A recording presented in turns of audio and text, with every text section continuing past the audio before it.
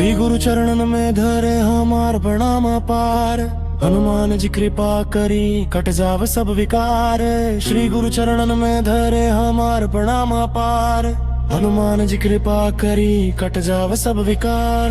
जय बजरंगी बलधारी संकट मोचन नाम तुम्हारी। अंजनी ललन पवन के बेटा दुख हर लेला हर एक नेता। राम दूत तुम जग में आयल भक्तन के दुख दूर भगायल। लाल देह लाली लसानी मन में भक्ति अमिट कहानी। सीता माता खोज लिया लंका में जय ध्वज जुग हरियाला। रावण धैर्य पप चूर कर डाला राम नाम के नगाड़ा बजाला। संजीवनी बूटी लाइके लक्ष्मण प्राण बचाए के पर्वत उठा के चल पड़ल। संकट में सबका मन बढ़ल जिनके मन में राम बसावे। हनुमान जी राह दिखावे भूत पिशाच निकट ना आवे। नाम जपे जो संकट हावे विद्या बुद्धि बल दे दाता। सच्चा भक्तन के तुम हो भ्राता रोग शोक सब दूर भगावे। हनुमान जी कृपालु गावे जो कोई मन से धावे।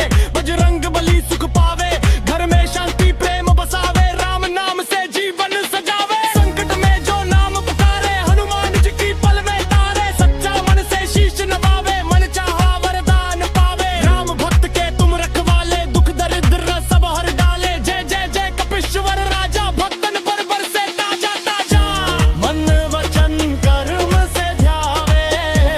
हनुमान जी सदा सहावे अंतिम अरदास हमारी। रखी अपन छाया भारी मन वचन कर्म से ध्यावे। हनुमान जी सदा सहावे अंतिम अरदास